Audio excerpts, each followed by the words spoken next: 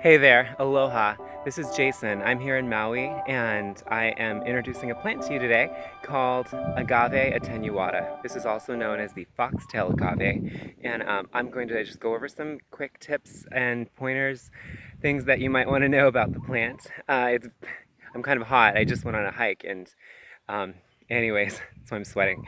But yeah, here the plant is right behind me, and there it is. Beautiful, beautiful rosettes.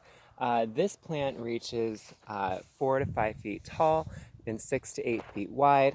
If you have more than, singular clumps, they get much wider clumps, as you can see here. This is multiple clumps. There's some over here, and right here, this is a spent flower stalk. You can see that. There it is. But yeah, they can get 10 to 12 feet tall or long, and they're usually there's like seeds that are followed by plantlets, but I don't know if that's necessarily always the case. This is a very spent flower stalk. The flowers would be a yellow-green in color, budding green at the tip, and then blooming from the base to the top. But yeah, here they are. As far as gardening tips on this plant, you can grow this in California, where I'm from, and it's a lovely addition to any rock garden. What you want to do is, when choosing a location for this plant, you want to plant it in sun to shade. I would do part shade when it comes to shade. I wouldn't do a heavy, deep shade. But yeah, that's just because intense sunlight can burn some of the foliage, and you don't want that. Also, do keep it into consideration that this plant, the cold hardiness level, when you get down to freezing, you'll get some, severe damage to the rosettes.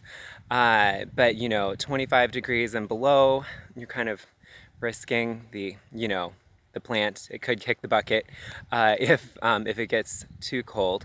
It is a very hardy plant, though. It's drought tolerant. It's good for drought tolerant gardening, xeriscaping.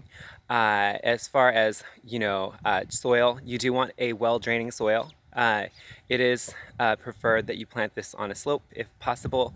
As you can see here, this is actually this is a slope, and here in Maui, there is a lot of rainfall, and the water drains very well where this plant is located. As far as the blooming, this plant doesn't bloom a lot.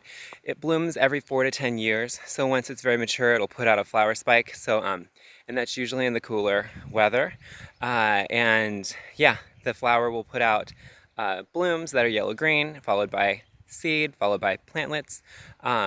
Yeah, pretty cool plant. I've never tried this, but you probably could try it out if you wanted to. As you can see here, there's some, gnarly agave rosette that was cut off. When the plant flowers, the rosette that puts out the flower dies back, and you can cut it off, and then these little rosettes here that are around the base are the pups, and those take over. And so yeah, it's pretty cool. But yeah, you probably could use this in flower design if you wanted to with some of the smaller pups. I've never tried it, but I think it could really work. It'd be similar to using a succulent in a flower arrangement. But yeah, I think that's about it as far as this plant. Oh, as far as fertilization goes, you want to fertilize this in the growing season, which is spring through summer, and or spring through fall. With an all-purpose, well-balanced, I would use like a cactus fertilizer. And yeah, I think that's about it.